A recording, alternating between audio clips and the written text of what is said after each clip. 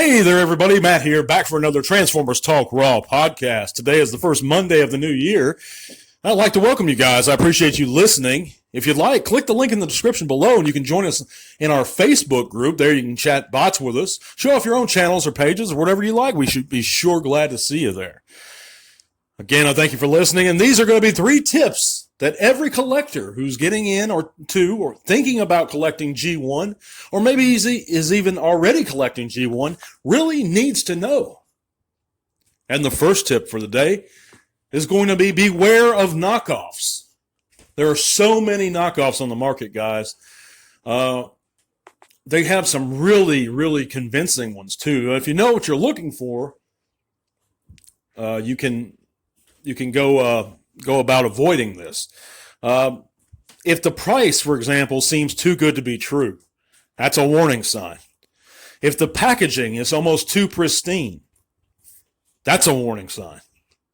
The inserts also can be inaccurate, and a lot of times that's the case.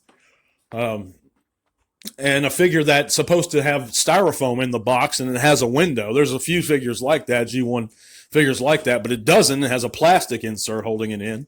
That's a warning sign. Now, on some, like Autobot cars, I believe most of the time, the triple changers, I know the original Springer, for example, G1 Springer, had a bubble, and a lot of them do have bubbles instead of styrofoam.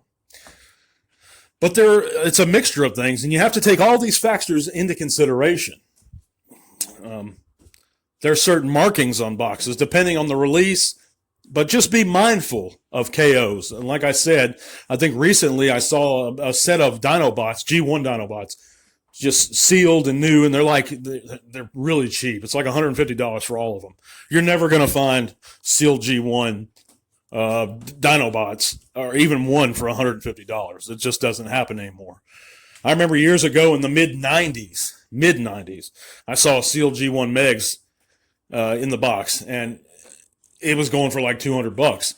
Man, that thing, if you find a sealed G1 Megas now, that thing's going for a couple grand, $1,500 to a couple grand is my guess, a sealed one.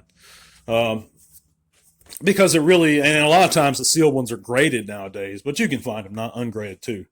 But so that's the first tip of today. Beware of KOs when purchasing sealed product or even box product.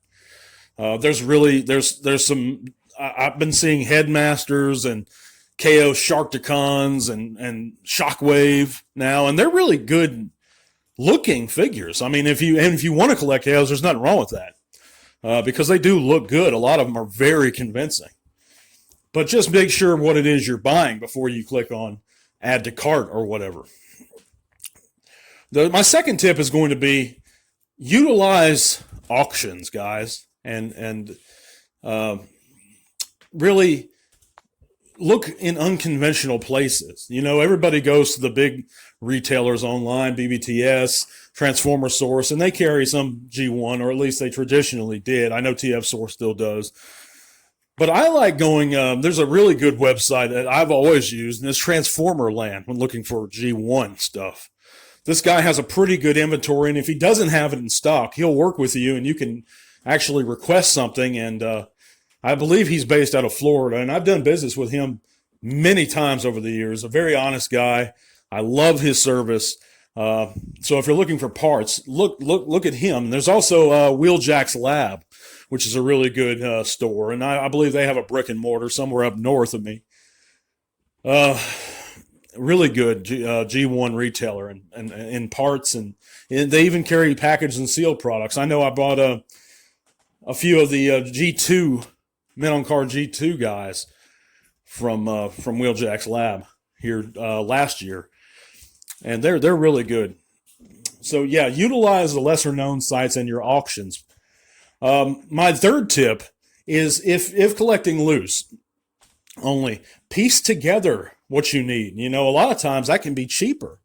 That's how I did a lot of my Pretenders, G1 Pretenders, actually.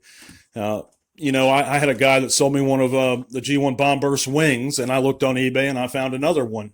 So now I have Bomb Burst with both his wings.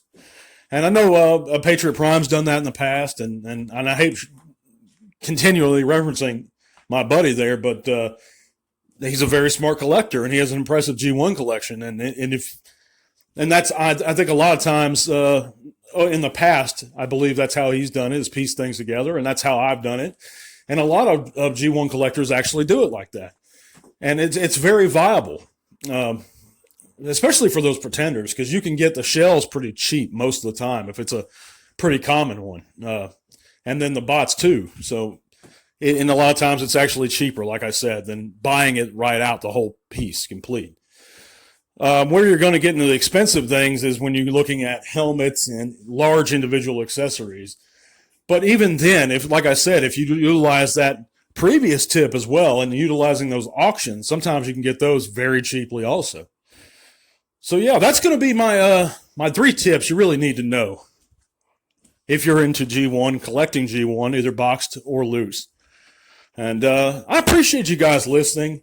Like I said in my last video, I'm going through a little bit of a technical transition phase, so and also rescheduling this year. So we're going to have T-Talks again Monday, Wednesdays, and Random Saturday Ramblings on Saturday.